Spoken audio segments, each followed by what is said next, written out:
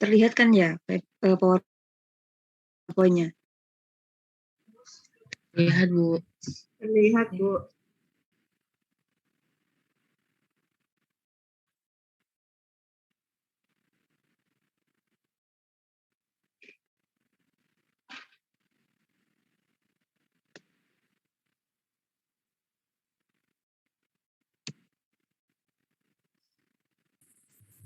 Ya, Assalamualaikum.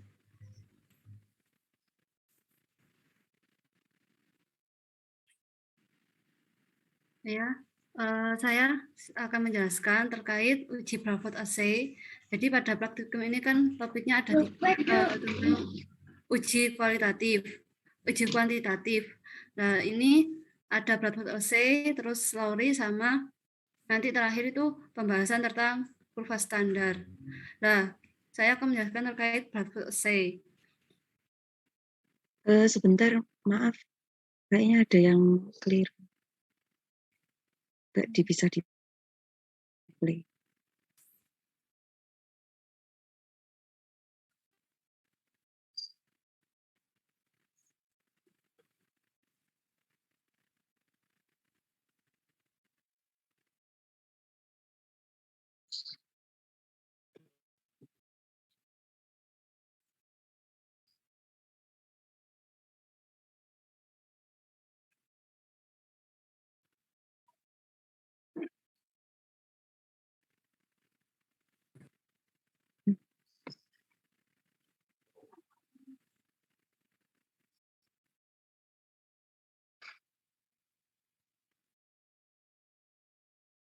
Silakan dilanjutkan, Ziana.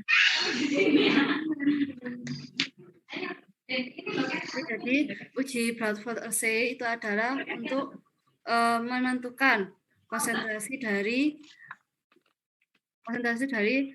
hasil isolasi protein. Nah, ini Mbak berhenti dulu di sini, Mbak. Sorry.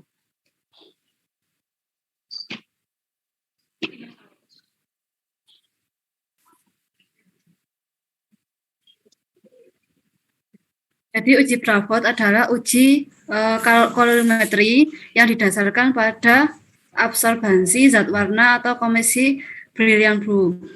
Jadi komisi brilliant blue itu warnanya tetap warnanya brown atau coklat.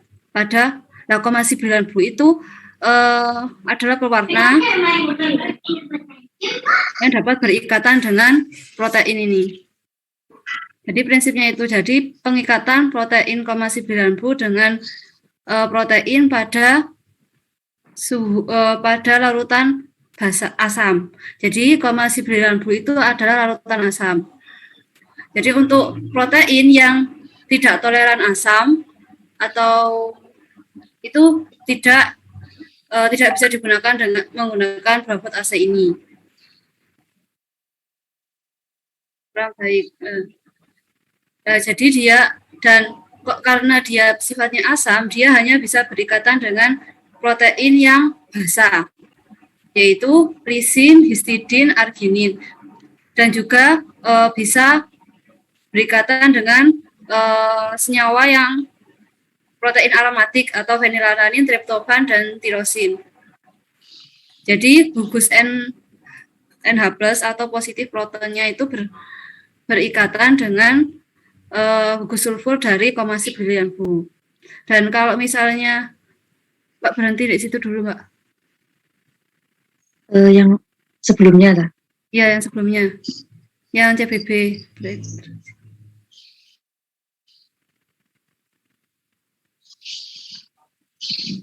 Nah, ini.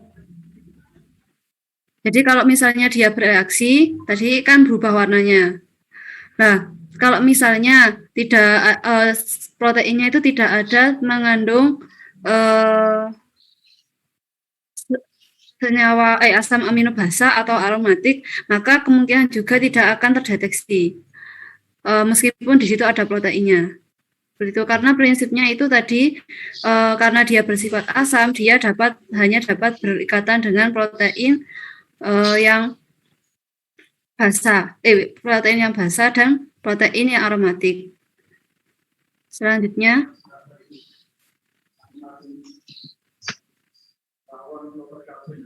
Jadi kan ini Braford assay, ini kalorimetri. Jadi dia mengatur mengukur intensitas dari pergantian warna. Nah, yang dibutuhkan ini reagen Braford.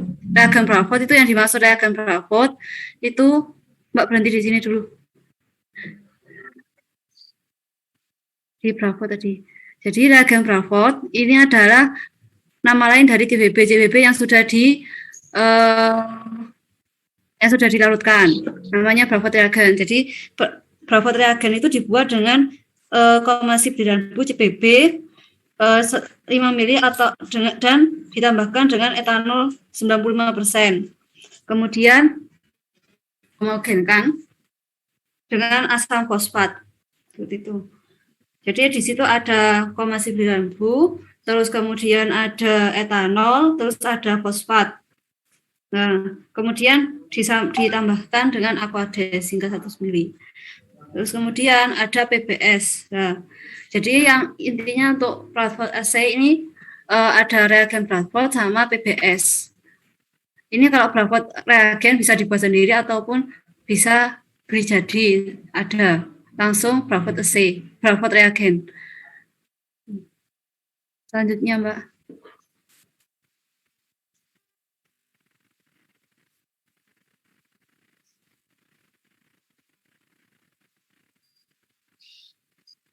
Oke, jadi untuk proteinnya itu ini adalah 98, itu Braford-nya.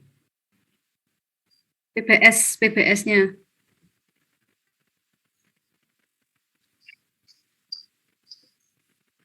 PBS-nya 98 mili. Terus nanti 98 mikrolit.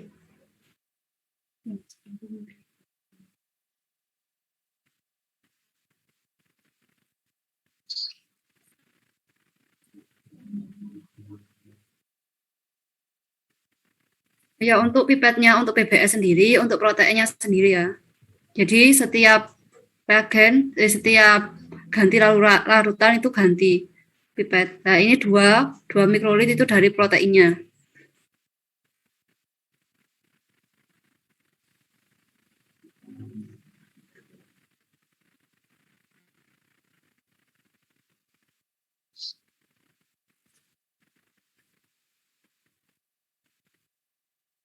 Jadi setelah ini kan proteinnya dilarutkan. Jadi protein kan kemarin habis hasil isolasi, disimpan, terus kemudian kalau mau diukur kuantitasnya itu dilancarkan terlebih dahulu dengan larutan PBS. Terus kemudian ada larutan kontrol, ada sampel. Nah, ini untuk digunakan kan ini uji kuantitatif. Nanti digunakan beberapa konsentrasi dengan perbandingan beberapa reagen Braford sama itu tadi, sama reagen Braford sama proteinnya.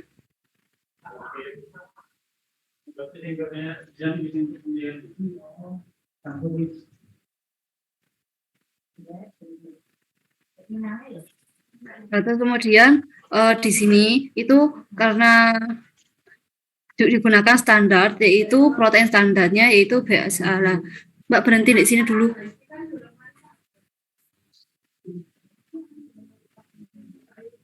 Jadi di sini itu kan ada beberapa, nah di sini ada beberapa kuvet.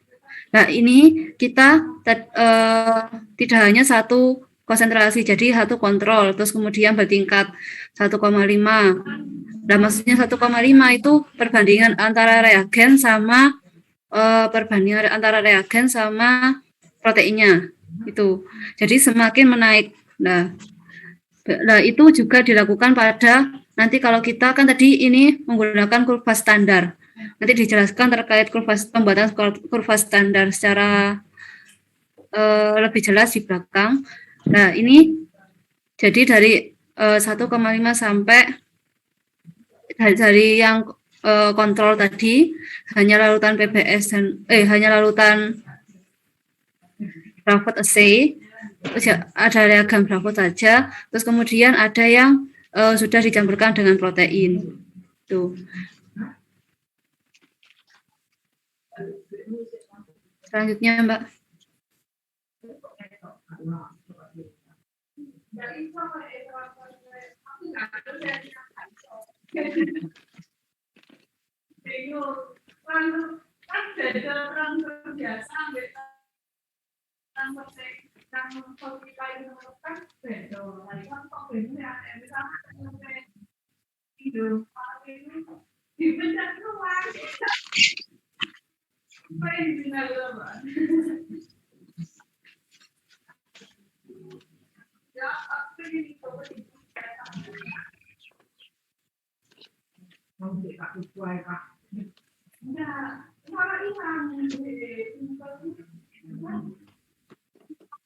Terus ya ini di mixing antara, jadi ada proteinnya tuh sama dicampurkan, dihomogenkan.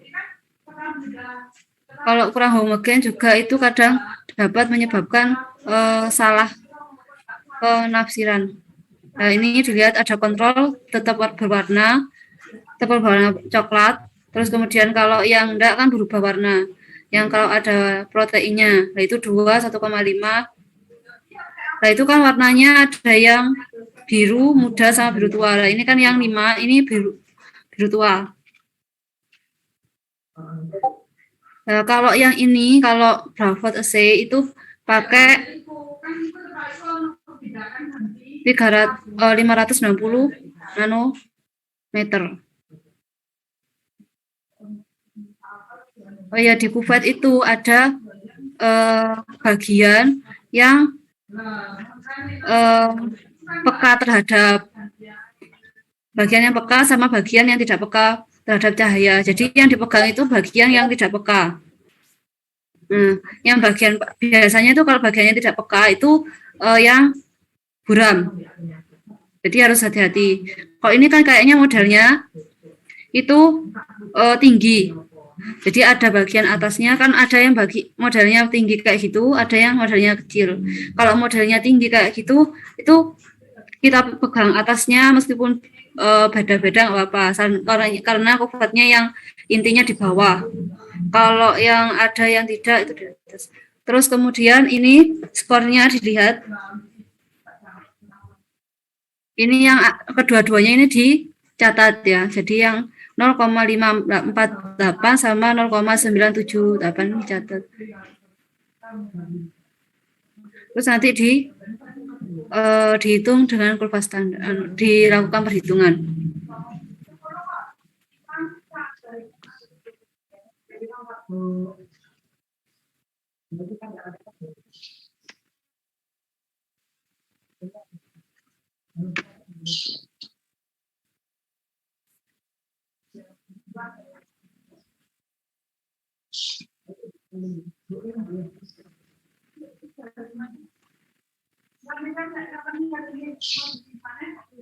Nah ini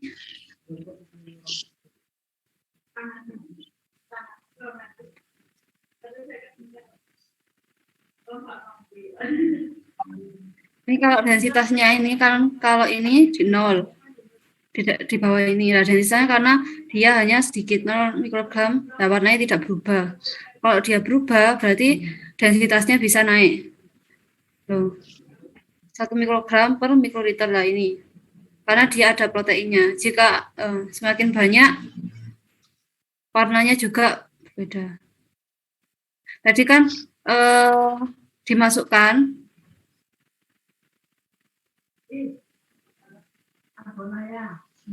Nah, ini tadi yang kurva standar tadi. Jadi kurva standar yang dari BSA tadi. BSA itu di beberapa sampel. Nah, kalau yang ini itu hanya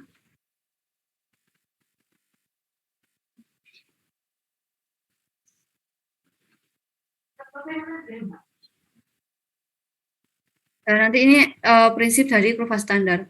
Jadi kalau yang 0 sampai ini kan sudah diketahui berapa mikrogramnya, itu dari BSA-nya tadi. Nah, kalau yang ini kan belum tahu, belum diketahui. Yang 3 mikrogram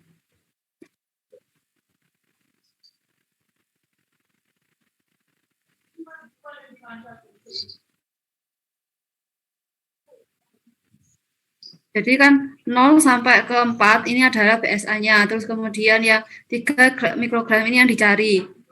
Nah, kalau kita tahu dia 3 mikrogram itu nanti dari kurva standar ini, kurva standar dari BSA ini.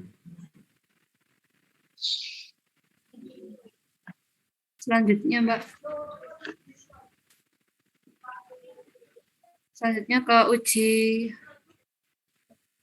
uji bioret, assay, sama uji.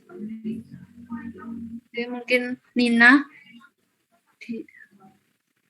dilanjutkan.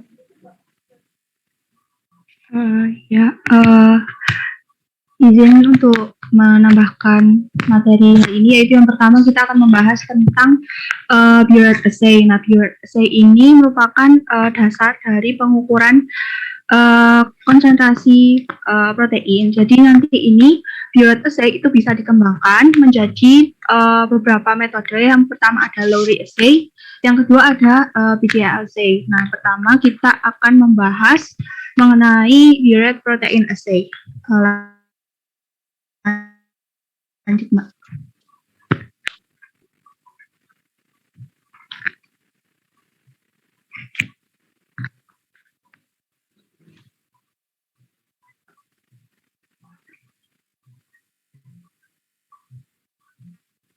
Nah, jadi bioret assay ini punya takaran tersendiri, jadi bisa mengukur protein pada kisaran sekitar 5 hingga 160 mg per mililiter. Nah, nanti dari uji ini tuh sampel akan diukur melalui spektrofotometer dengan absorbansi sebesar 540 nanometer. Untuk yang Lowry dan PGA ini bisa mengukur protein pada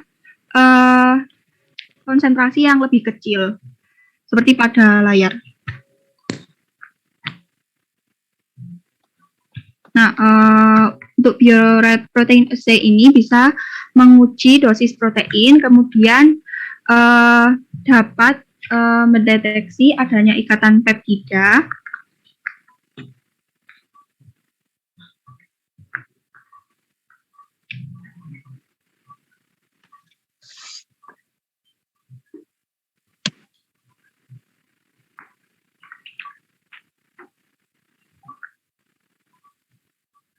dan juga uji ini itu bergantung pada ion tembaga atau Cu2+. Nah, kenapa dinamakan bioret protein assay? Kita harus tahu bahwa bioret itu merupakan gabungan dari 2 molekul urea. Jadi bioret itu terbentuk akibat urea yang dipanaskan sekitar 180 derajat Celcius dan menyebabkan 2 molekul urea itu akan bergabung. Nah, molekul urea yang bergabung ini menghasilkan gugus amida atau NH di pusat molekul yang nantinya itu bisa mengikat ion tembaga pada keadaan pH-nya itu basah. Jadi keadaan kondisinya itu harus basah. Nah, kompleks tembaga yang dihasilkan dari interaksi tersebut itu akan menghasilkan warna yang spesifik, yaitu berwarna violet yang nantinya itu bisa diukur menggunakan spektrofotometer. Nah, dari ikatan protein ini kan tersusun atas asam amino dan juga terdapat ikatan peptida kan ya. Nah, gugus asam amino dan juga karboksil itu ketika bergabung akan membentuk ikatan peptida. Nah, gugus amino Mbak sebelumnya.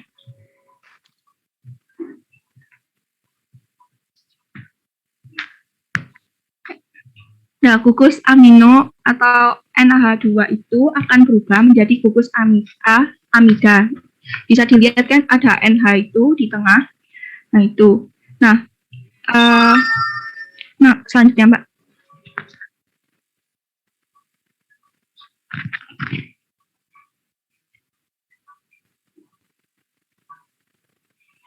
Nah, selanjutnya untuk bioret assay ini menggunakan reagen bioret yang terdiri dari 3 komponen. Yang pertama ada tembaga 2 sulfat, yang mana nanti itu akan dilarutkan pada air H2O. Selanjutnya ada NaOH.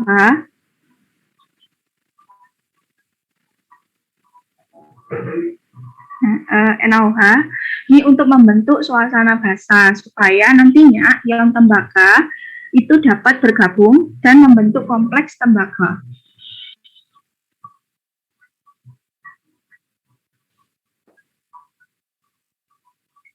Yang terakhir itu adalah potasium taktat.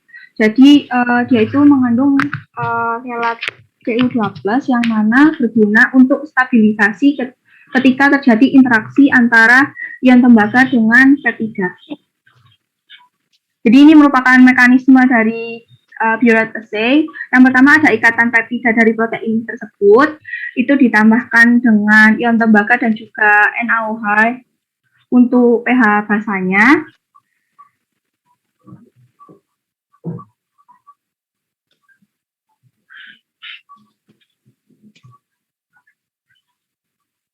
Nah, nanti itu dia akan membentuk kompleks tembaga, di mana ion Cu itu akan berada atau diikat pada 4 ikatan peptida. Bisa dilihat pada slide, itu kan dia berada di tengah-tengah gitu ya.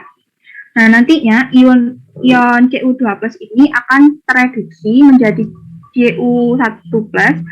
Nah, ini tuh berhubungan dengan perkembangan metode Biuret assay pada Lowry assay ataupun pada BCA assay.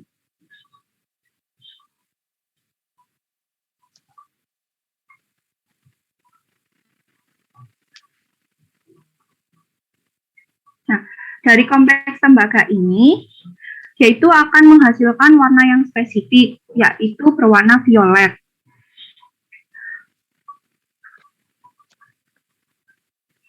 Nah, nantinya akan diukur pada absorbansi dengan panjang gelombang 540 nanometer. Nah, di situ kan ada dua ya. Yang pertama itu warnanya violet, yang kedua itu yang tandanya min itu warnanya tetap biru. Nah, kenapa bisa gitu?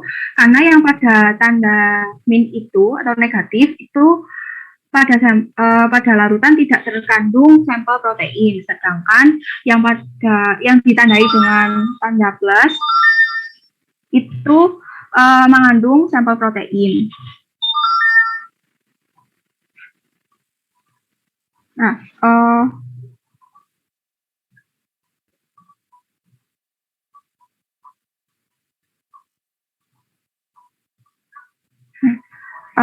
semakin tinggi nilai absorbansi ketika sudah diukur dengan spektrofotometer, berarti menandakan bahwa warna dari violetnya itu akan semakin gelap. Nah, juga menandakan bahwa banyak ikatan atau kompleks tembaga dengan peptida yang ada pada sampel tersebut, dan juga diindikasikan bahwa larutan tersebut itu memiliki konsentrasi protein yang lebih tinggi dibandingkan dengan sel sampel lainnya. Nah, ini contoh dari uji Biuret. Itu kan ada penggunaan BSA atau bovine serum albuminnya itu pada jumlah yang berbeda, ada 0, 0,1 mili, 0,2, 0,3 sampai 0,6. Nah,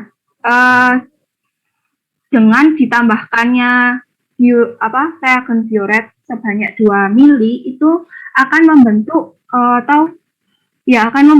warna yang berbeda. Pada konsentrasi 0 itu dia tetap berwarna biru karena biru itu merupakan warna dari reagen aslinya, reagen Biuretnya. Nah, dari konsentrasi 1 hingga ke 6 itu warna violetnya itu akan semakin pekat. Hal ini dikarenakan bisa dilihat atau berkaitan dengan konsentrasi BSA yang digunakan semakin tinggi. Jadi pada konsentrasi ke-6 dengan BSA 0,6 mili itu bisa diindikasikan bahwa banyaknya kompleks tembaga dengan peptida yang terbentuk.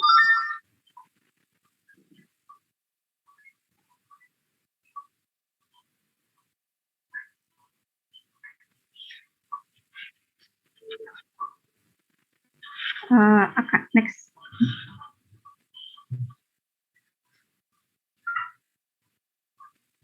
Nah, dari hasil absorbansi ini itu nanti bisa dibuat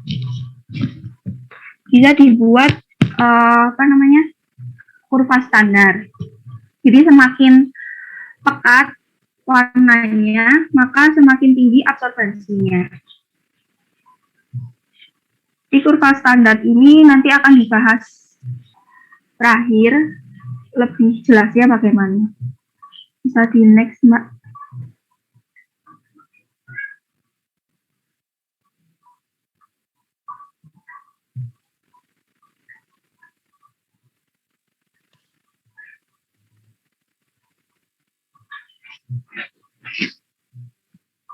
Ya, oke. Baik, teman-teman. Selanjutnya saya akan menjelaskan terkait uji Lowry.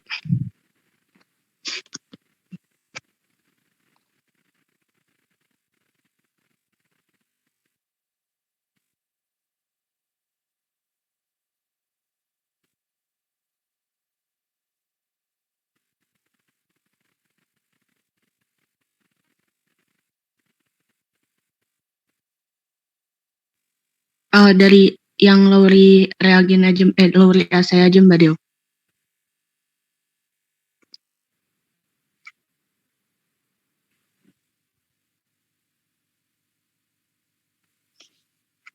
Oke, Mbak, boleh di stop dulu, Mbak.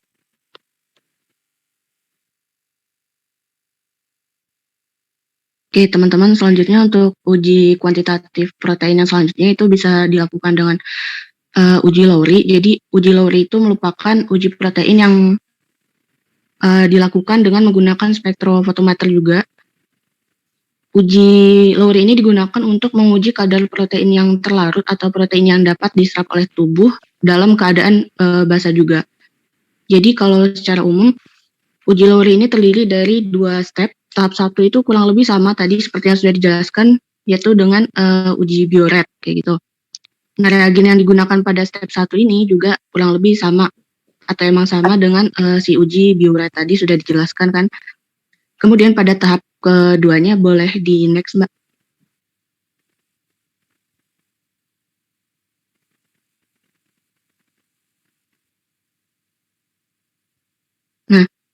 Nah, di sini kalau untuk step 2 ini di uji Lowry itu menggunakan suatu reagen khusus untuk reaksi oksidasi dan reduksi yang namanya adalah reagen Volin Chiyokaltu. Reagen ini tuh secara keseluruhan adalah reagen oksidasi yang tersusun dari asam fosfotungstik dan fosfomolbidik. Ini adalah susunannya dari si reagen tadi. Boleh di next.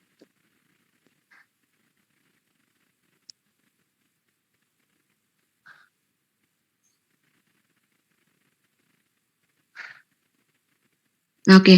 Jadi kan kalau tadi juga sudah dijelaskan kalau di step 1 itu membentuk Cu+ kan ya teman-teman, hasil reduksi dari si uji Biuret tadi. Terus nanti di step 2-nya si Cu+ ini akan dioksidasi kembali menjadi Cu2+ untuk nantinya berikatan dengan protein, karena tadi kan step 2-nya adalah reaksi oksidasi dan reduksi. Kayak gitu. Nah, nanti Cu+ 1-nya akan dioksidasi menjadi Cu2+. Boleh next, Mbak.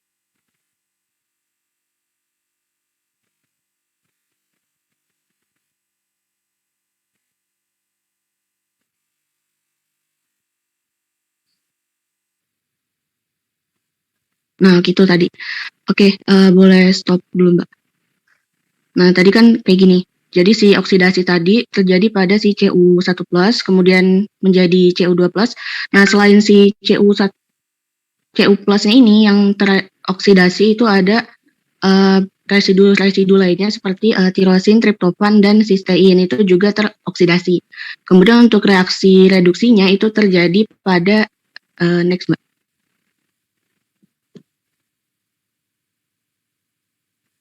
Oke. Untuk reaksi reduksinya itu terjadi pada si reagennya, yaitu si Volin Chiyokaltu. Nah, si Volin ini akan tereduksi menjadi molybdenum blue. Gitu. Oke. Nah, jadi si molybdenum blue inilah yang nantinya penting untuk proses untuk tahu kadarnya protein itu sebanyak apa. Karena nanti protein sampel akan bereaksi dengan reaksi Volin Shiokaltu ini dengan membentuk senyawa kompleks yang berwarna gitu. Pembentukan warna tersebut karena adanya reaksi antara basa dalam tembaga tadi si Cu2+ dengan sampel protein yang akan kita uji seperti itu. Nah, kompleks yang tadi kompleks yang terbentuk itu akan menghasilkan warna biru gelap gitu. Nah, warna biru ini yang akan diukur dengan spektro dengan panjang gelombang 750 nanometer. Jadi intinya adalah kalau di video ini sampai akhir juga nggak apa-apa Mbak, sampai yang reagen. Nah, situ. Jadi intinya adalah mengatakan bahwa nilai absorbansi akan berbanding lurus dengan konsentrasi zat yang terkandung di dalam suatu sampel. Kenapa? Karena hal ini itu menandakan bahwa besarnya kadar protein itu dipengaruhi oleh hasil absorbansinya. Nilai absorbansi yang didapatkan itu kan dipengaruhi sama peptida dari protein tadi yang berinteraksi sama si Cu2+-nya kan. Nah, jadi artinya adalah semakin banyak Cu2+ yang dihasilkan itu berpengaruh nantinya pada reaksi reduksi dari si reagen Volin Shiokaltu tadi dengan si Cu2+. Kayak gitu. Jadi next lagi Mbak.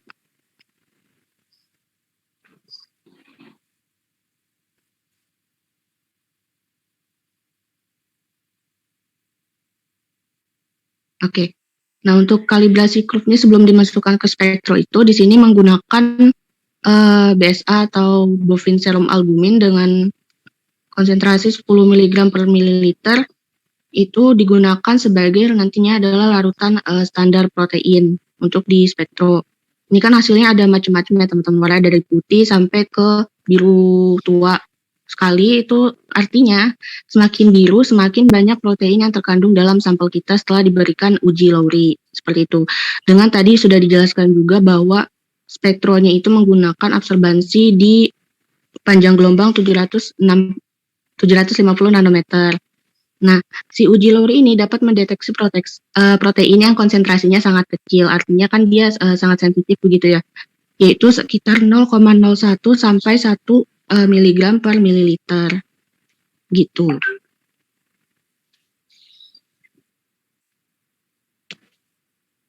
Sudah Mbak, di next aja. Oke. Mungkin sekian untuk uji Lowry. Mungkin selanjutnya bisa dijelaskan terkait yang kurva standarnya.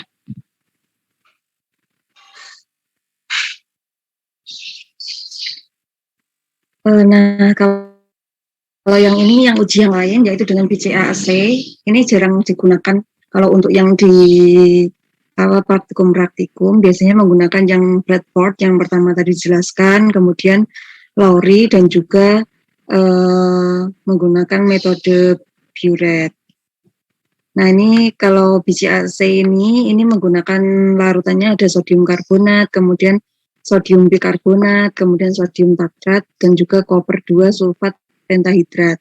Intinya dari keempat assay untuk uji kuantitatif protein ini direaksikan dengan reaksi masing-masing.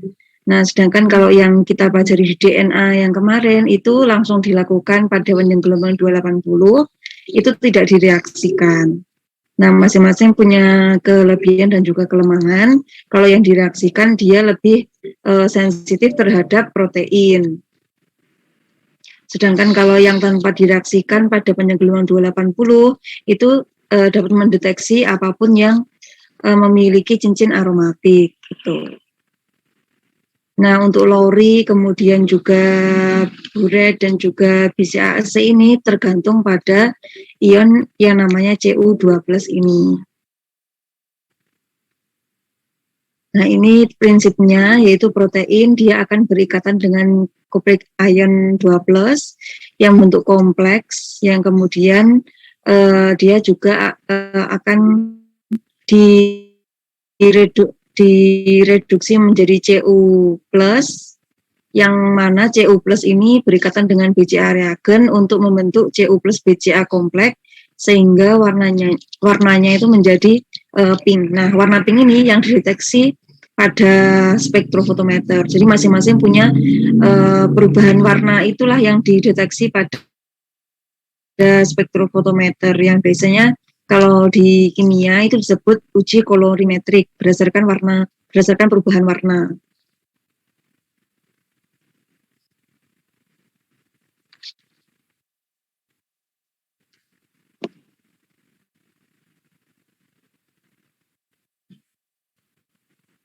Ini kalau yang warnanya pink ini pada panjang gelombangnya 562. Nah, untuk semuanya uji preaksi itu membutuhkan kurva standar untuk menentukan konsentrasi protein sampel yang akan kita ukur gitu. Jadi ini kan dari reagen dari Bradford, kemudian Lowry, dan juga BCA, kemudian juga Buret, itu semuanya menggunakan kurva kalibrasi. Nah, selanjutnya akan dijelaskan bagaimana kalau sudah mendapatkan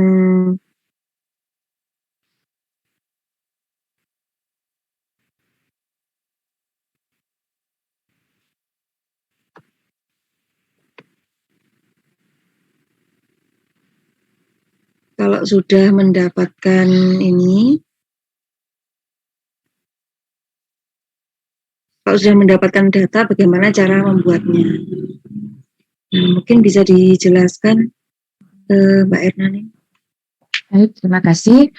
Saya lanjutkan untuk materi terakhir tentang pembuatan kurva standar, di mana tadi sudah dijelaskan masing-masing metode untuk uji kuantitatif protein, dan semua metode dapat diukur secara spektrofotometri, di mana konsentrasi dari protein yang kita gunakan itu berbanding lurus dengan absorbansi yang dihasilkan. Nah, oleh karena itu dalam pengukuran kadar protein kita perlu menggunakan standar yang biasa digunakan, yaitu BSA atau bovine serum albumin. Nah, kemudian untuk membuat kurva standar ini tadi sudah beberapa kali di masing-masing metode sempat ditayangkan ya untuk pembuatan larutannya. Jadi di sini ada larutan standar BSA yang dibuat beberapa konsentrasi. Tadi dari stoknya itu 10 mikrogram per mikroliter. Jadi ini U itu mikro ya sebenarnya, bukan U tapi mikro. Di Excel kan tidak bisa muncul mikro, jadi ditulis U. Jadi di sini ada konsentrasi 0 sampai 4. Kemudian dari konsentrasi BSA tersebut direaksikan dengan sesuai masing-masing metode yang digunakan, entah itu mau menggunakan Bradford, mau menggunakan Buret, Lowry, atau BCA. Nah, kemudian kalau sudah kita ukur absorbansinya, sehingga bisa kita peroleh nilai absorbansi yang ada di kolom sebelahnya ini. Nah, ini contohnya yang menggunakan Bradford, karena menggunakan absorbansi dengan panjang gelombang 595 nanometer. Nah, kemudian kalau sudah dapat nilai absorbansinya ini kita plot ya, kalau pakai Excel ini kita pakai yang XY scatter, jadi kita plot untuk konsentrasinya pada sumbu X ya, yang garis horizontal itu sumbu X, ini konsentrasi BSA-nya. Kemudian ya, jangan lupa kita beri titel eksisnya ya, konsentrasi BSA, kemudian diberi satuannya juga mikrogram per mikroliter. Kemudian untuk sumbu Y, yaitu absorbansi, hasilnya yang kita ukur pada panjang gelombang 595 nanometer. Nah, kemudian kita akan memperoleh titik-titik ini. Karena konsentrasinya tadi kita buat 4, maka titik yang kita dapat di sini juga ada 4 yang muncul di kurvanya. Nah, kemudian kalau sudah dapat titiknya ini, kita kemudian memunculkan regresi linearnya, garis lurusnya ini. Ini tinggal kita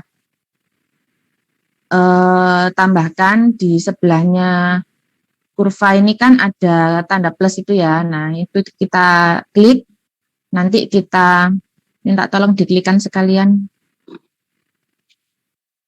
Nah, nanti kita munculkan garis regresi linearnya sehingga muncul garis lurus yang putus-putus ini.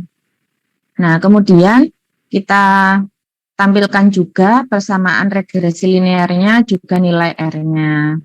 Nah, di sini karena kita sudah memperoleh persamaan regresi linearnya yaitu Y sama dengan 0,2134X plus 0,024, maka persamaan inilah yang kita gunakan untuk menghitung konsentrasi dari protein sampel kita. Nah, sebelumnya kan kita sudah mengukur absorbansi dari sampel protein kita. Nah, di sini kita sudah memperoleh data dari sampel 1 0,77, sampel 2 0,67, dan sampel 3 0,34. Nah, sehingga kemudian kita bisa menghitung konsentrasinya menggunakan persamaan yang sudah kita peroleh dari regresi linear tadi. Nah, nilai absorbansi ini kita masukkan sebagai nilai Y, sehingga yang kita cari adalah nilai X-nya. Karena ini tadi kan X adalah konsentrasi ya, yang disungguh X, kemudian yang disungguh Y adalah absorbansi. Jadi nilai Y-nya adalah nilai absorbansi. Sehingga di sini kita langsung saja memasukkan nilai Y. Saya rasa sudah paham ya, kalau mencari X kan berarti Y min 0,024, kemudian dibagi dengan 0,2134. Jadi tinggal kita masukkan di sini, seperti yang tampil pada videonya ini. Kemudian ketika di-enter kan langsung muncul nilainya ini. Kita peroleh untuk sampel 1 konsentrasinya adalah 3,49, sampel 2 3,02, dan sampel 3 adalah 1,4. Nah, untuk kurva standar seperti itu. Jadi kurva standar ini kita gunakan supaya kita memperoleh persamaan, dan persamaan itu kita gunakan untuk menghitung konsentrasi dari sampel protein yang kita peroleh, hasil dari isolasi protein. Seperti itu.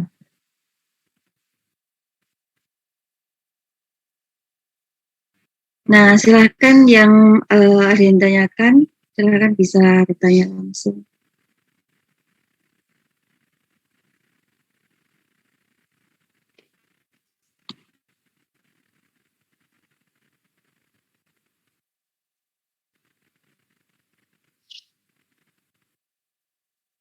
Sudah jelas semua ya?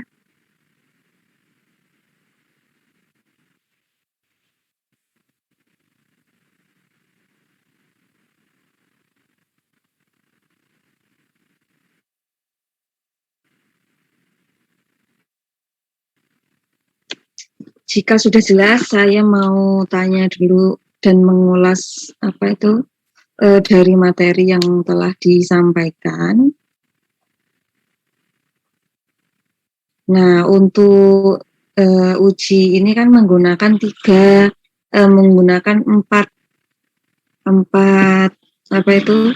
empat reaksi yang seperti sudah dijelaskan tadi.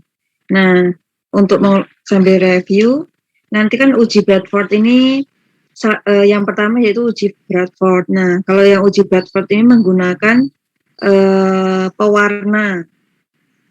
Nah, pewarnanya apa tadi? Coba Robiatul Adawiyah untuk uji Bradford. Saya Robiatul izin menjawab. Untuk uji Bradford menggunakan pewarnaan Komasi Brilliant Blue G250. Enggak. Komasi Brilliant Blue itu kan warnanya coklat. Nah, kalau warna coklat itu dapat diserap pada panjang gelombang berapa, Rifka Kamila? Iya, Bu. Pada panjang gelombang berapa untuk Komasi Brilliant Blue yang masih berwarna coklat? 470 nanometer. Iya, 470 nanometer. 465 sampai 475 nanometer ya. Jadi ada rentangnya. Nah, kemudian biasanya kalau belum pernah itu dilakukan spektra untuk menguji berapa panjang gelombang maksimumnya. Nah, ada beberapa itu yang panjang gelombang maksimumnya itu di 470 sehingga melakukan analisisnya di 470. Kalau panjang gelombang maksimumnya di 465 maka dia akan di 465. Nah, kemudian uji Bradford pelarut Bradford ini kan menggunakan reagen asam. Kenapa sih kok menggunakan reagen asam? Itu agar larutan Bradford ini dapat terlarut sempurna. Nah, larutan asamnya yaitu asam fosfat, kemudian pelarutnya itu reaksi Bradford itu terdiri dari komasi brilliant blue, kemudian etanol absolut dan juga asam fosfat 85%. Kemudian di sini terjadi reaksi antara protein dan juga reaksi Bradford. Nah, bereaksi ini antara apa dengan apa? Sintiako?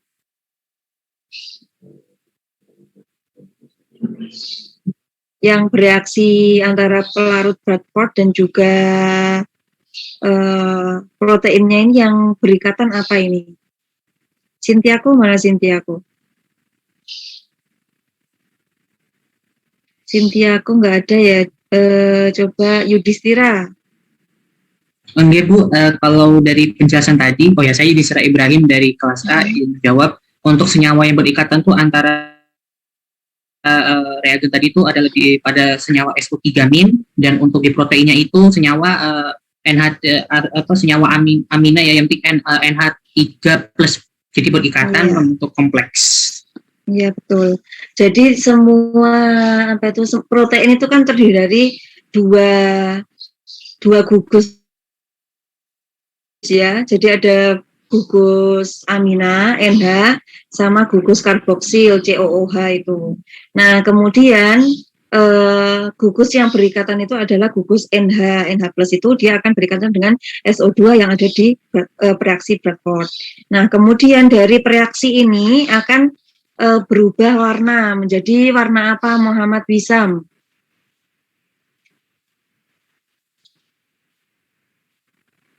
Muhammad Wisam Wirasakti. Mohon maaf Kak, tadi agak putus-putus di tempat saya, boleh diulang nggak pertanyaannya Kak? Oh iya, jadi setelah terjadi reaksi antara protein dengan reaksi Bradford itu akan berubah warnanya berubah dari coklat menjadi warna apa? Kalau nggak salah itu agak ungu kebiruan ya Kak? Iya, jadi warnanya menjadi biru. Nah, warna biru ini terserap pada panjang gelombang berapa maksimumnya? Aura Syarifah. Iya, saya Aura Syarifah dari kelas biologi C izin menjawab. Kalau tidak salah tadi 454 nanometer. Bu, terima kasih. Yang warna, kalau sudah dilakukan reaksi. Nah, itu kan kalau belum dilakukan reaksi warnanya coklat. Di 470, 465. Kalau yang sudah tereaksi kan berubah warna menjadi biru tadi dari Wisam. Terus kemudian warna biru itu terserap pada panjang gelombang berapa? Maaf Bu, 595. Iya, 595 nanometer. Nah, kemudian setelah itu kan dilakukan pengukuran masing-masing protein. Jadi ada kurva standarnya. Jadi semuanya ini butuh kurva standar. Salah satu contohnya itu BSA. Yang lain tuh bisa ada imunoglobulin bisa. Kemudian yang penting itu protein-protein yang sudah diketahui namanya. Bisa globulin juga bisa. Kemudian protein yang lain bisa. Nah, kemudian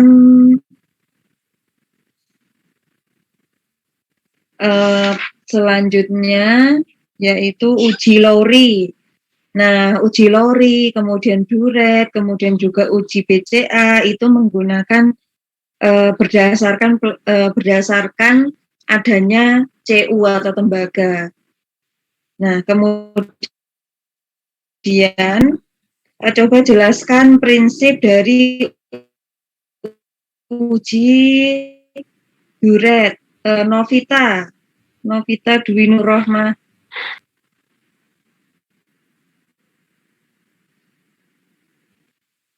Novita. Tanzania jika nggak ada. Halo Tanzania Ibu, ini bisa Novita, suara saya terdengar. Oh iya, silakan Novita.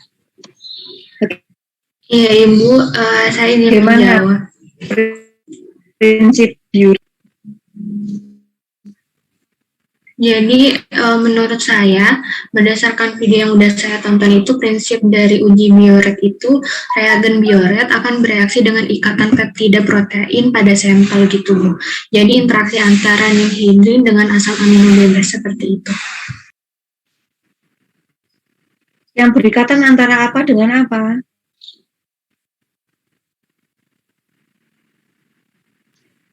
Kalau nggak salah, ion Cu sama peptida protein. Iya. Kemudian di uji Biuret ini ada terjadi proses reaksi apa ini? Tanzania. Reaksi pengikatannya itu disebut reaksi apa? Sehingga dia terdeteksi proteinnya tinggi atau rendah gitu.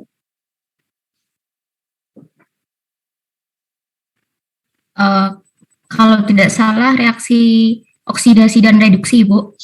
Ya. Nah, reaksi oksidasi itu apa maksudnya, Afif Eka Rahma Setianto?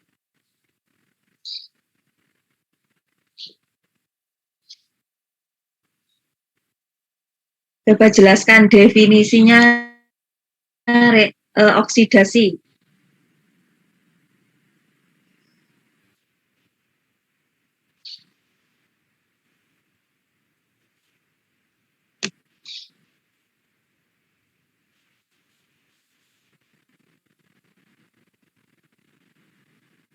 Ya, bertambah berarti dari Cu menjadi Cu2+ begitu. Nah, kalau kebalikannya ada reaksi reduksi. Nah, kalau di Biuret atau Lowry ini reaksi yang menunjukkan reaksi reduksi yang mana, Azahra? Azahra Aulia Safira. Ya, izin menjawab Bu, untuk reaksi reduksinya itu dari reagen Volincio K2 menjadi molybdenum blue. Ya, nah kemudian itu yang uji Biuret ya. Nah, tadi ketika uji Biuret itu terjadi juga perubahan warna. Nah, perubahannya dari apa ke apa warnanya ini? Kasturi Amalia.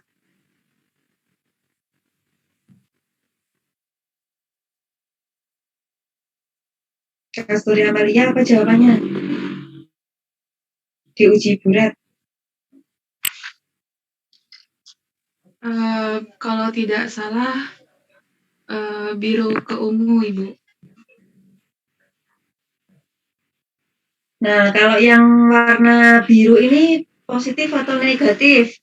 Atau mengandung protein atau tidak, Alif Suraya? Iya, izin jawab. Jadi untuk yang warna biru itu negatif karena tidak mengandung protein. Seperti asal warna reagensnya sendiri itu biru. Ya, jadi negatif.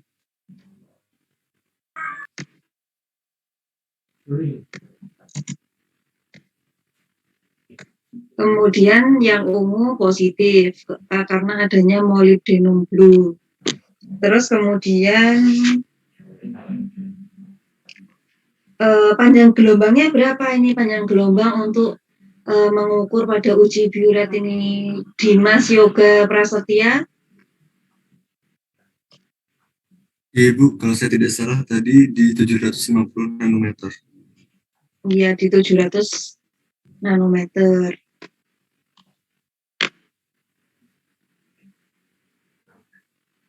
nanometer. Nah, kemudian uji selanjutnya yaitu uji Lowry. Nah, coba jelaskan prinsip dari uji Lowry.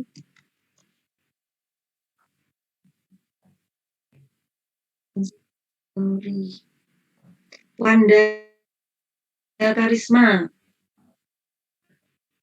Coba jelaskan prinsip uji Lowry yang kamu ketahui. Iya Bu, jadi uji LORI itu adalah uji yang untuk mengukur kadar protein yang terlarut. Nah itu tadi ada 2 step. Yang pertama itu seperti uji biuret, yang kedua itu dari reagen oksidasi yaitu folin itu tadi mengalami oksidasi reduksi begitu Bu, menjadi tadi Cu1 plus akan dioksidasi kembali menjadi Cu2 plus begitu Bu. Terima kasih. Ya, benar. Nah, kemudian ya terima kasih.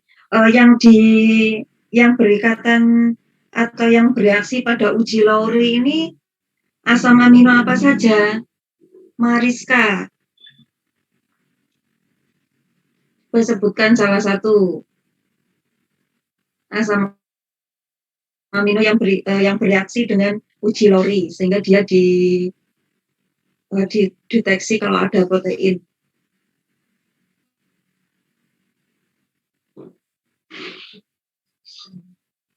Victor? Iya Ibu. Ya, asam amino apa aja? Ya, Coba untuk sebutkan salah satu. di metode LORI asam amino salah satunya yaitu tirosin Bu. Ya, tirosin. Yang lain, Muhammad Raihan.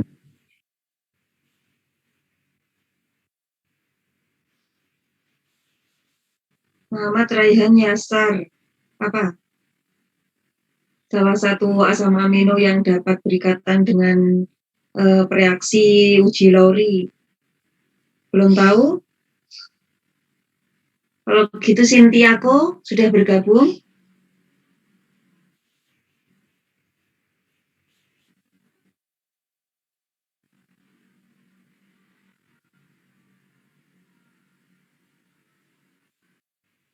Aleida, coba sebutkan. Iya Bu, jadi asam amino lain itu triptofan Bu. Triptofan, lainnya lagi masih ada satu lagi, Lydia Agahari.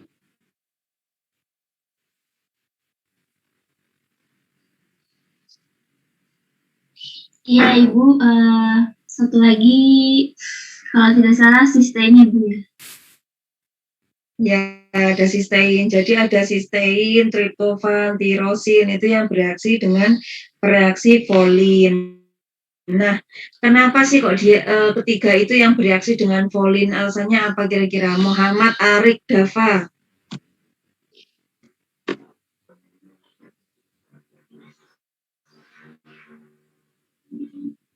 Apa kira-kira Arik Dava?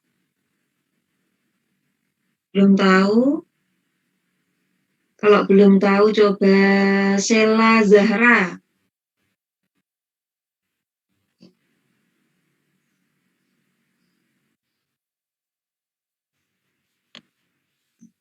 Ini yang saya panggil bergabung apa tidak ini kok? Tidak ada suaranya. Fitri Rizky apa Fitri Rizky jawabannya?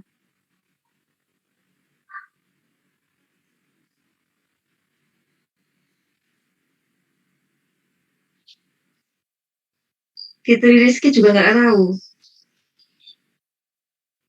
Apa Zoom-nya ditinggal pergi nih? Saya ada Oh ya. jawabannya.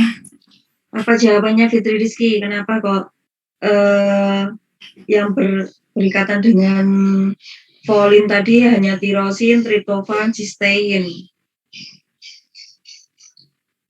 Coba kira-kira kenapa?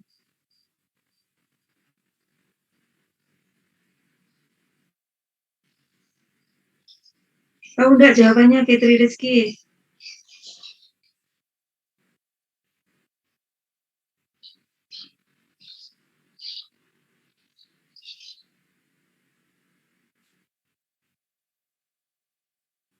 Kalau nggak tahu saya lazim. Oh ya, apa? NH2-nya bukan terus jadi bisa oksidasi. Nah, kan kalau NH2 itu kan semua protein punya. Semua protein itu punya NH2. Jawabannya kurang tepat. Sheila Zahra tadi mau jawab.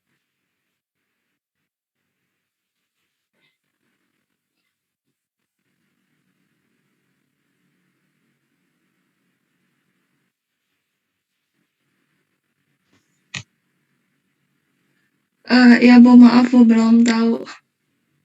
Belum tahu juga. Dea Arista.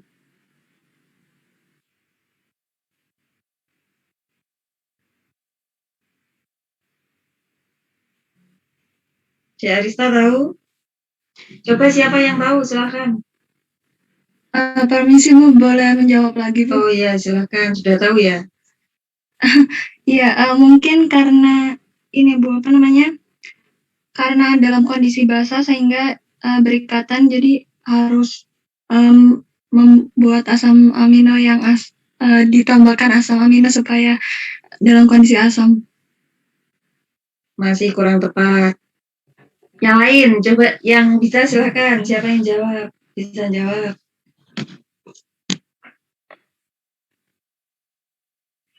Ini yang ditanyain dan menjawab benar ini dicatat tidak? Jadi silakan yang belum kebagian ditanyain. Permisi Bu, Ya, namanya? saya Muhammad Arif Dafar. Mungkin izin menjawab. Jadi mungkin protein-protein itu bisa berikatan karena protein tersebut termasuk aromatik Bu. Ya, karena memiliki cincin aromatik. Benar jawabannya.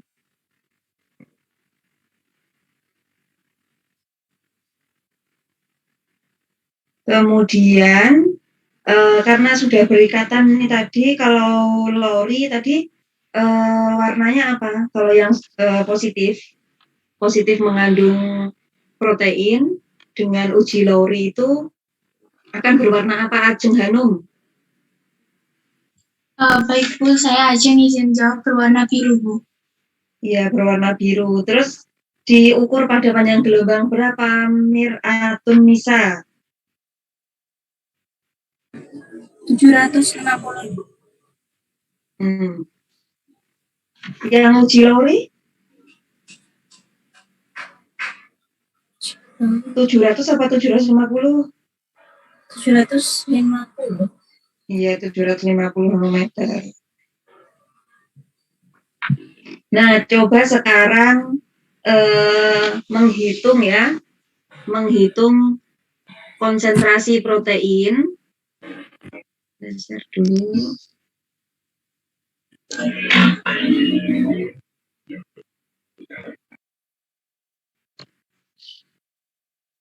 Menghitung konsentrasi protein dengan apa itu?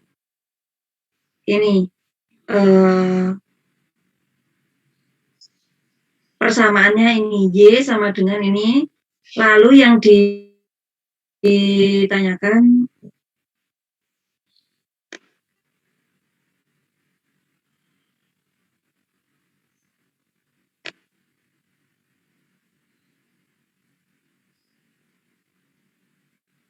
nah, kira-kira ini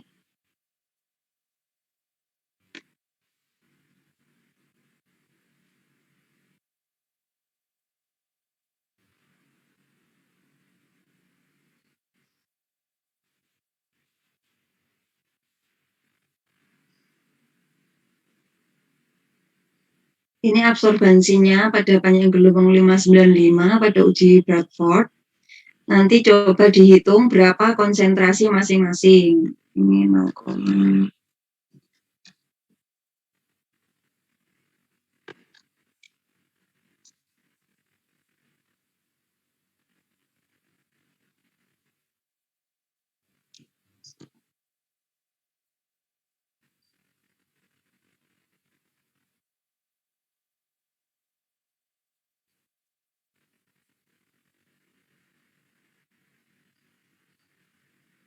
Oke, silakan coba dihitung konsentrasinya berapa masing-masing. Saya kasih waktu 5 menit, nanti saya tunjuk siapa-siapa.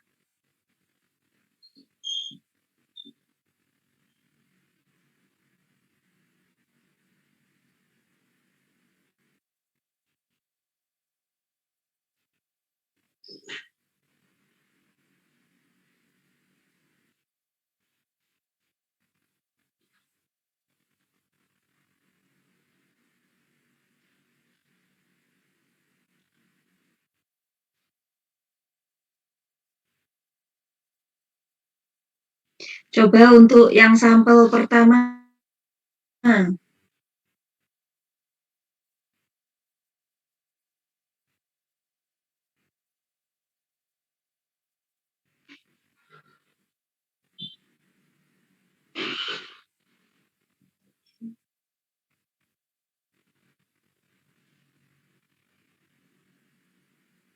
Coba dibantu untuk menyebutkan namanya Elsa. Atau Mbak Nanin coba, soalnya enggak bisa kelihatan nama-namanya. Oke, Mbak. Yang belum ya. Untuk sampel 1, berapa kira-kira konsentrasinya?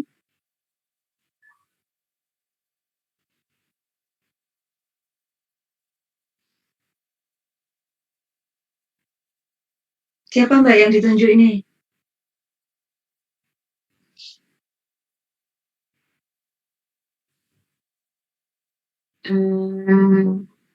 Valensky. Berapa Valensky?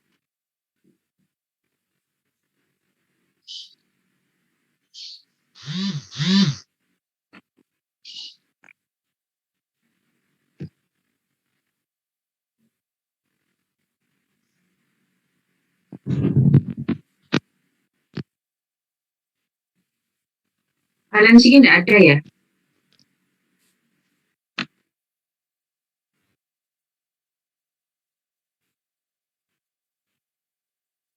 Suaranya enggak masuk. Nggak masuk.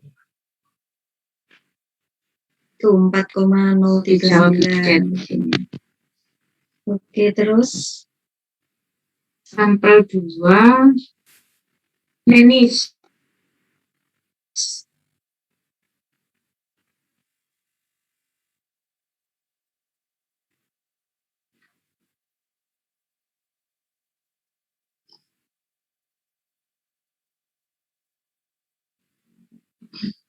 Nenis ada, Nenis?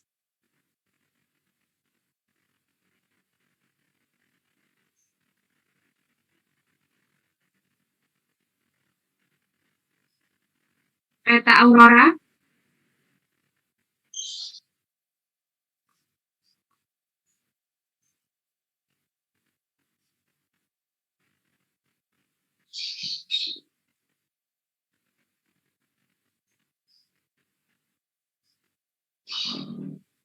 Enggak ada juga.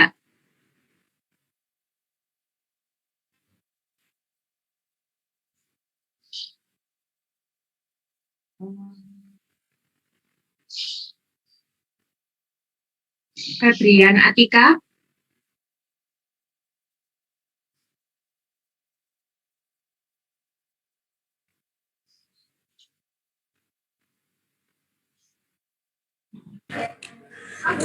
Mohon maaf Ustazah, saya masih belum terlalu paham dengan cara menghitungnya, Kak.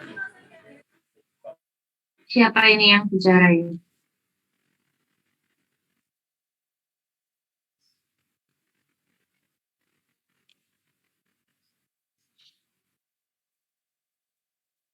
Oke, kalau begitu Daniel? Iya Bu, iya Kak. Nomor berapa Kak tadi? Sampel 2 ya? Sampel 2, iya. Sepenghitungan saya 2,952. 2, ya, lanjut. Untuk sampel 3,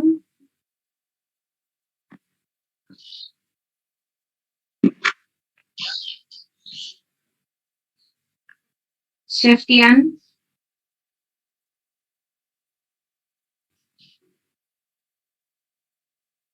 Iya Ibu, mohon Seftian? maaf. Iya Ibu, Iya, mohon maaf. silakan. Tadi habis kelempar Ibu. Sampel 3 bagaimana Ibu pertanyaannya? Berapa konsentrasinya? Sampel 3.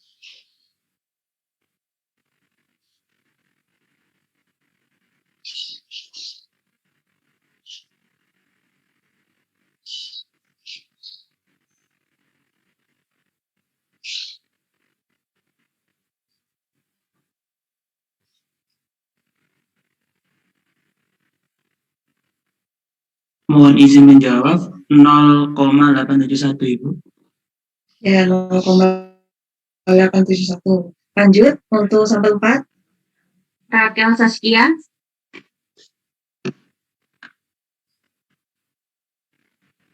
Eh, 2,511 bukan? Iya, 2,511. Terus sampel 5. Sampel 5 Anggi Indria. Iya Ibu, sampel 5 2,08. Oke. Sudah semua ya. Jangan lupa mengisi presensi.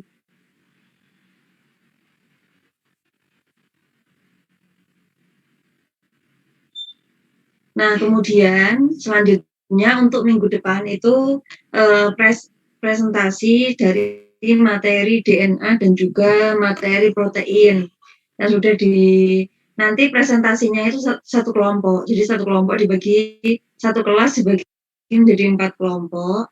Untuk kelas A ini ada berapa? Kelas A.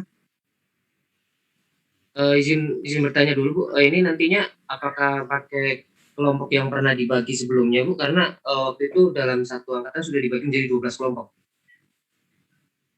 Oh iya, ya udah. 12 kelompok berarti 6 kelompok itu presentasi DNA, kemudian 6 kelompok presentasi protein ya. Nanti jadi membuat PPT, PowerPoint itu yang sudah diajarkan, misal apa itu untuk yang DNA itu kelompok 1 kan 6 kelompok ini yang presentasi. 6 kelompok 1 itu mengambil cara pengambilan sampel dari sampel organ misal. Kemudian bagaimana cara isolasinya. Terus kalian bisa sambil membaca jurnal dan juga bisa kalau misalnya dari tugas kalian itu ada yang sama dengan yang mau dipresentasikan bisa dimasukkan ke situ, ke PPT-nya itu. Nah, terus kemudian dari proses pengambilan sampel bagaimana dan juga isolasi DNA, kemudian kalian bahas apa itu? Kalian bahas misalnya itu yang berbeda masing-masing caranya isolasinya. Misalnya penambahan fenol, kloroform, isoamil alkohol pada tanaman itu apa? Kalau pada organ kan hanya fenol saja seperti itu. Jadi fungsinya itu apa masing-masing. Terus kemudian untuk kelompok 2 misalnya sampelnya bakteri. Nah, caranya mengisolasi bakteri bagaimana? Itu kalian cari di studi literatur. Terus kalian tampilkan. Kemudian untuk kelompok 3 nanti sampelnya misalnya tanaman. Jadi dibagi yang kelompoknya tidak sesuai, yang topiknya tidak sama ya. Ada yang darah, ada yang folikel rambut, ada yang organ gitu. Jadi berbeda-beda. Nah, itu yang dipresentasikan minggu depan. Untuk siapa yang presentasi kelompok berapa, saya serahkan ke kalian. Silakan bisa diacak atau dipilih atau kalian milih atau diacak terserah kalian, saya serahkan ke kalian, nanti diinfokan, salah satu menginfokan ke saya ya. Maaf Ibu, izin menyalah. Jadi tadi saya kayaknya salah penyebutan. Jadi dalam satu angkatan ini ada 10 kelompok. Dan Iya, itu yang pembagian di awal itu. Atau nanti ngebuat kelompok lagi ya? Pembagian di awal aja 10 kelompok. Jadi minggu depan yang presentasi 5 kelompok. Terus minggu depannya lagi 5 kelompok. Gitu. Baik, terima kasih, Bu. Biar mudah kelompok ganjil itu DNA, kelompok genap protein ya. Nah, terus kemudian berarti yang presentasi minggu depan adalah kelompok ganjil. Nanti ada dosennya, jadi kalian belajar yang benar-benar nanti karena ada dosennya dan ditanyain. Nah, dari tugas presentasi ini ada yang tanyakan nggak? Sama tugasnya yang hari ini membuat makalah yang dikumpulkan minggu depan. Ya Ibu, saya izin bertanya. Ya, silakan. Ya, saya Lydia dari kelas B izin bertanya mengenai presentasi tadi. Berarti untuk presentasinya dipilih berapa orang ya Bu? Untuk mempresentasikannya dari satu kelompok itu. Nah, Yang presentasi satu orang saja, yang lain nanti menjawab. Oh iya, satu orang untuk ketiga materi misalnya DNA berarti dari awal pengambilan sampel hingga uji kualitatif kuantitatif ya Bu ya? Kalau begitu bisa dibagi menjadi tiga orang aja yang presentasi. Jadi yang pengambilan sampel satu orang, kemudian isolasi satu orang, terus kemudian uji kuantitatif kualitatif satu orang, yang lainnya menjawab. Oh iya, gitu. Ya, jadi begitu ya teman-teman. Adik-adik semua, yang presentasi nanti 3 orang, kemudian kalau misalnya satu kelompok ada 10 orang, berarti yang lainnya 7 lainnya menjawab.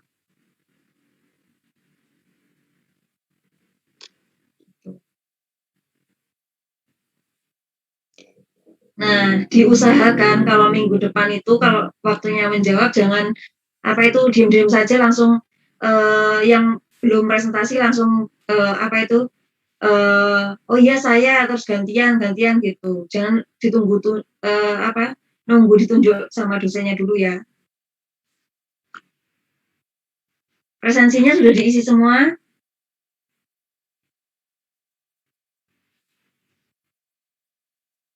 Nah, kalau sudah ya. Saya bisa izin bertanya terkait metode saat presentasi nanti apakah ada durasinya ya Bu? Iya, durasinya 10 menit per presentasi 10 menit ya. Baik Bu. Jadi kira-kira buat slide maksimum juga 10 slide. Masing-masing nanti slide-nya dikumpulkan via email. Terus kemudian dipresentasikan 10 menit. Nanti ada tanya jawabnya. Yang presentasi 3 orang saja per kelompok. Yes. Ada lagi yang ditanyakan? Permisi Bu, apa saya terdengar? Iya, terdengar. Ya, perkenalkan nama saya Puspa dari kelas C. Saya ini bertanya, untuk dari presentasi protein itu apakah nanti per kelompok itu membahas satu uji atau semua uji ya, Bu? Terima kasih. Dibahas satu uji, sama isolasi proteinnya. Jadi kan sama seperti DNA ya. Jadi kalau protein sama DNA itu sama sebenarnya. Jadi dibagi topiknya itu beda-beda. Contoh, isolasi protein dari serum, ada yang isolasi dari organ, ada yang isolasi dari tumbuhan, ada isolasi dari sampel yang lain, misalnya mau ada yang daun, ada yang buah, ataupun ada yang sampel dari makanan, itu bagaimana. Kemudian cara ujinya juga beda-beda. Misalnya ada yang jangan semua Bradford semua gitu. Jadi ada yang Bradford, ada yang Lowry, ada yang atau kalian mau ngambil jurnal, misalnya sampel dalam satu jurnal itu dia membahas uji proteinnya dari sampel beras misal. Sampel beras kemudian diuji dengan uji kualitatifnya dengan Lowry. Metode Lowry. Nah, kalian cari metode Lowry-nya bagaimana gitu.